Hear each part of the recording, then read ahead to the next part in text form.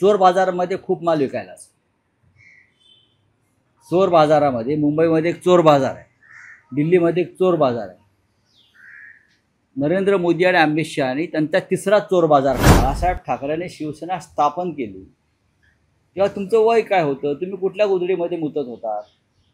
रांगत होता. तर रांगणारा माणूस गोधडीत मुततो. दोन्ही शिवसेने दोन्ही नाही, एकच. 5 दसरा मेळावे यंदा. दसरा मेळाव्याची परंपरा ही दोनच मेळावे आहेत. एक राष्ट्रीय स्वयंसेवक संघाचा संचलन किंवा मेळावा हे नागपूरला होत आला आहे वर्षानुवर्ष, आणि दुसरं हिंदू हृदय सम्राट शिवसेना प्रमुख बाळासाहेब ठाकरे हे दसरा मेळावा 60 वर्षापेक्षा जास्त काळ ही शिवसेना घेते. हे दोन मेळावे सोडले तर बाकीचे सगळे जे मेळावे आहेत ते नंतर आलेले आहेत. आणि मुंबईतला एकच मेळावा हा सन्माननीय उद्धव ठाकरे शिवसेना पक्षप्रमुख त्यांच्या शिवतीर्थावर होईल. आता तुम्ही इतर मेळाव्यांना सुद्धा दसरा मेळावे म्हणत असाल तुम्ही, तर हा तुमचा प्रश्न आहे. पण दसरा मेळावा हा राष्ट्रीय स्वयंसेवक संघाचा नागपुरात आणि शिवतीर्थावरचा शिवसेनेचा, आधी माननीय बाळासाहेब ठाकरे आणि आता शिवसेना पक्षप्रमुख उद्धव ठाकरे, या दोन्ही मेळाव्यांकडे देशातल्या जनतेचं कायम लक्ष लागलेलं असतं की या दोन्ही मेळाव्यातून काय भूमिका घेतली जाते. जशी उद्या दसरा शिवतीर्थावरच्या मेळाव्यात सुद्धा राहील आणि राष्ट्रीय स्वयंसेवक संघाच्या मेळाव्यात सुद्धा ते राहील. भूमिका कोण काय घेत आहे. राहुल सर, तुम्ही म्हणालात की दसरा मेळावा ही शिवसेनेची परंपरा, पण गेल्या आपण एक साधारण 3 वर्षात असं पाहिलं की 2 दसरा मेळावे शिवसेनेचे होतात, त्यापैकी एक 2 होत नाही, मी परत म्हणतो 1 होतो. बघा, चोर बाजारामध्ये खूप माल विकायला असतो. चोर बाजारामध्ये मुंबईमध्ये एक चोर बाजार आहे, दिल्लीमध्ये एक चोर बाजार आहे. नरेंद्र मोदी आणि अमित शहानी त्यांचा तिसरा चोर बाजार काढलेला आहे, आणि त्या चोर बाजारामध्ये अशा वस्तू त्यांनी विकायला ठेवल्या आहेत, चोरीचा माल राजकारणातला. त्यांना आम्ही काय शिवसेना जनता मानत नाही. निवडणूक आयोग सोडला आणि भारतीय जनता पक्ष किंवा अमित शहा नरेंद्र मोदी सोडले तर त्या दुसऱ्या जे लोक आहेत कोणी, त्यांना कोणी शिवसेना मानणार नाही. आतून मानावं लागतं ना, मनापासून. तसं कोणी त्यांना शिवसेना मानणार नाही. प्रचंड पैशाचा वापर करून लोक आणले जातात आणि आमचा मेळावा, आमचा. अरे तुम्ही कोण आहात? तुम्ही कधी स्थापन केली शिवसेना हे सांगा ना जरा. तुम्ही शिवसेना कधी स्थापन केली? तुम्ही या महाराष्ट्राला तुम्ही काय विचार दिला? तुमचा जन्म कधीचा आहे? बाळासाहेब ठाकरेंनी शिवसेना स्थापन केली तेव्हा तुमचं वय काय होतं, तुम्ही कुठल्या गोधडीमध्ये मुतत होता? रांगत होता. तर रांगणारा माणूस गोधडीत मुततो. हा अनपार्लमेंटरी शब्द नाही आहे. लहान मुलं मुततात गोधडीमध्ये, ही लहान मुलं होती तेव्हा, करेक्ट. त्याच्यामुळे जर कोणाला वाटत असेल की आम्ही शिवसेनेची स्थापना केली तर ते तुम्ही जन्माचे दाखले घेऊन या. आणि तुम्ही सुद्धा प्रश्न विचारता आम्हाला.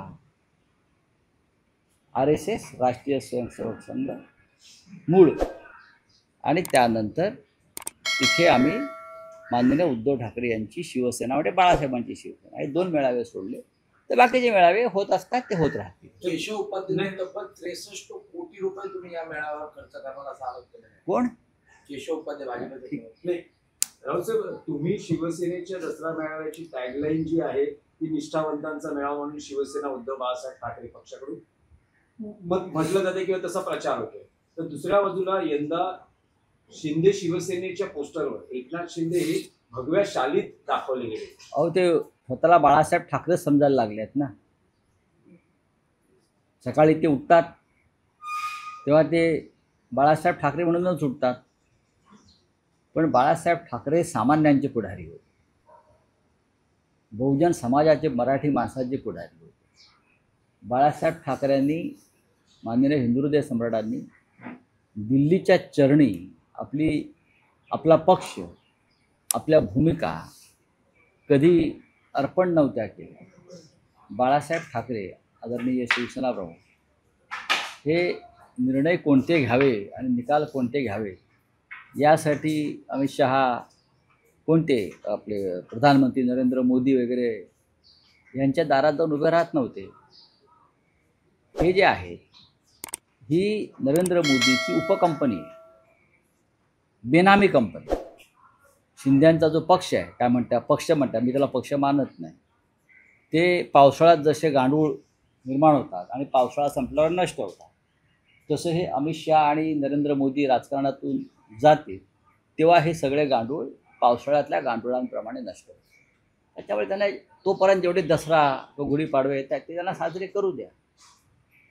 ही या देशाच्या राजकारणातली तात्पुरती व्यवस्था नरेंद्र मोदी अमित शहाने केलेली आहे. जोपर्यंत एकनाथ शिंदे दिल्लीच्या चरणी थैला अर्पण करतायत तोपर्यंत त्यांचा पक्ष राहील. नाही, पण त्यांचा नेहमी दावा असतो त्यांच्या दाव्याला कोण विचारतंय? की कोण आम्ही आहे? बाळासाहेबांचे विचार मानणारे कसला आणि विचारांवर चालणारे, आम्ही विचार सोडणारे. त्यांचा दावा म्हणजे काय असतो? दावा शब्दाचा अर्थ तुम्हाला माहिती आहे का? दावा म्हणजे काय? कोणता विचार ह्या माणसांकडे आहे, या लोकांकडे आहे? बाळासाहेब ठाकरेंचा विचार त्यांना काय माहिती आहे मला सांगा जरा. बाळासाहेब ठाकरेंचा विचार त्यांना खरोखर माहीत असता तर दिल्लीची बूटचाटेगिरी केली नसती ना. दिल्लीची बूटचाटेगिरी केली नसती. महाराष्ट्रात सध्या जे अधपतन चाललेलं आहे मराठी माणसाचं त्याकडे लक्ष दिलं असतं. मुंबई महाराष्ट्रात बिल्डरांचं राज्य आणलं नसतं, ठेकेदारांचं राज्य आणलं नसतं. अमित शहा नरेंद्र मोदीची जी हुजुरी केली नसती. जर बाळासाहेबांचा विचार त्यांना खरोखर समजला असता तर म्हणतो बाळासाहेब ठाकरेंचं नाव घेण्याची कुवत, मी लायकी शब्द वापरत नाही, म्हणजे लायकी वापरायला पाहिजे बरं का, म्हणजे लायकी नाही पण मी कुवत वापरतो. कुवत ही मनाची असते आणि मेंदूची असते. मनाची कुवत यासाठी नाही की ईडी सीबीआयला घाबरून त्यांनी पक्षांतर केलं, आणि मेंदूची कुवत यासाठी नाही की त्यांनी बाळासाहेब ठाकरे कधी समजूनच घेतले नाही किंवा शिवसेनेचा विचार कधी समजून घेतला नाही. त्याच्यामुळे उद्याच्या त्या काय त्यांचे जे काय मेळावे वगैरे होणार आहेत म्हणतात ते कुठेतरी पैशाचा फक्त धूर निघणार, बाकी काय. पाऊस पडला तरी धूर निघणार. मराठी संस्कृतीमध्ये 3.5 मुहूर्तांपैकी एक असा हा दसरा मेळावा आहे. त्यामुळे दोन्ही पक्षाच्या कार्यकर्त्यांचं लक्ष लागलेलं आहे की उद्धव ठाकरे राज ठाकरे यांच्या राजकीय युतीची घोषणा काही होते का? 3.5 मुहूर्त हा एक प्रकार नक्की आहे. बाळासाहेब ठाकरेंनी शिवसेना 3.5 मुहूर्त पाहून स्थापन नव्हती, हे माहीत आहे का?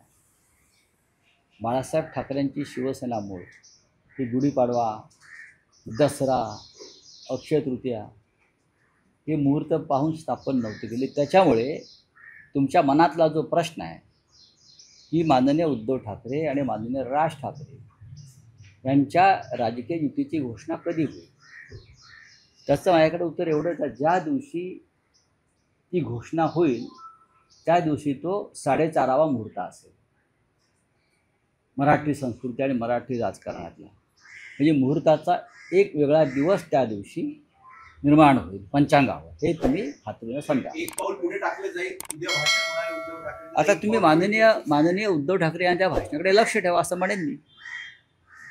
माननीय उद्धव ठाकरे यांच्या भाषणाकडे तुम्ही सर्वांनी लक्ष ठेवलं, काळजीपूर्वक ऐकलं शिवतीर्थावरचं भाषण, कारण विचार तिथेच मिळणार आहे तुम्हाला.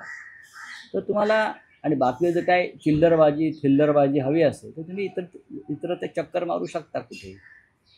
बाकी विचार, भूमिका, महाराष्ट्राला दिशा देण्याचं काम, स्वाभिमान याबाबत जर काय हवं असेल तर शिवतीर्थावर तुम्हाला उद्या हे सगळं प्राप्त होईल. संघाचे संस्थापक डॉक्टर केशव बहिराम हेडगेवार यांना भारतरत्न द्या अशी मागणी भाजपच्या अल्पसंख्याक मोर्चाकडनं केली होती. अल्पसंख्याक मोर्चाकडूनच का ही मागणी व्हावी? अल्पसंख्याक मोर्चा का? मोहनराव भागवतांकडून का नाही? किंवा जे मूळ त्यांचे पदाधिकारी आहेत म्हणजे त्यांनी प्रत्येक वेळेला अल्पसंख्याकांचं राजकारण करायचं आणि संघ हा सर्वसमावेशक आहे दाखवायचं, यासाठी हे सगळे प्रयोजन. तुम्ही आधी वीर सावरकरांना भारतरत्न द्या. हेगडेवारांना तुम्ही जे काय द्यायचं देणारच आहात, ही तुमची तयारी सुरू आहे. पण सगळ्यात आधी वीर सावरकरांना भारतरत्न देण्यासंदर्भात जी आपली मागणी होती मूळ, त्या मागणीचं काय? आधी वीर सावरकरांना भारतरत्न दिल्यावर इतर सगळ्यांचा विचार आम्हाला करता येईल. हिंदुहृदय सम्राट बाळासाहेब ठाकरे यांना भारतरत्न द्यावा असं आपल्याला का वाटत नाही?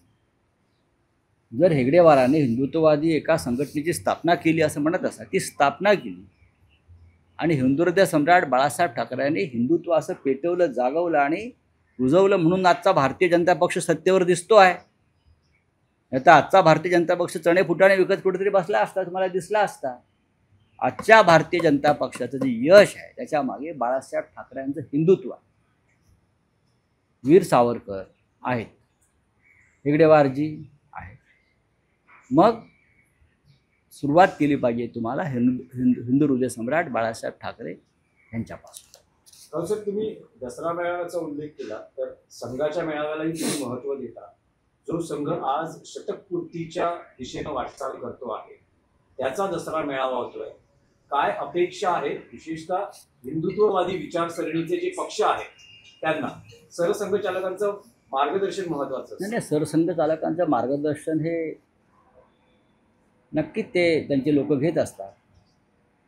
त्याने एक मार्गदर्शन मधल्या काळात केलं होतं, पण ते मार्गदर्शन परत त्याने मागे घेतलं की 75 झाल्यावर अंगावर निवृत्तीची शाल पडली पाहिजे.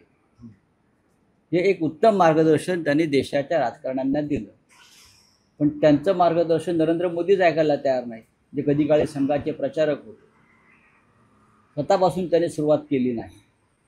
त्याच्यामुळे आता अशा मार्गदर्शनाकडे लोक गांभीर्यानं पाहत नाहीत. बोले तैसा चाले त्याची वंदावी पाऊले, हा हिंदुत्वाचा एक मंत्र आहे, संत सज्जनांचा एक मंत्र आहे. त्या संदर्भात जर तुम्ही जे बोलताय ते करत नसाल तर लोक गांभीर्याने घेत नाही. स्वतः नरेंद्र मोदी यांनी 75च्या वयाची मर्यादा ठेवली होती, निवृत्त व्हायला पाहिजे. मोहनराव भागवतांनी त्याच्याखाली लाल रेष मारली, हे सत्य.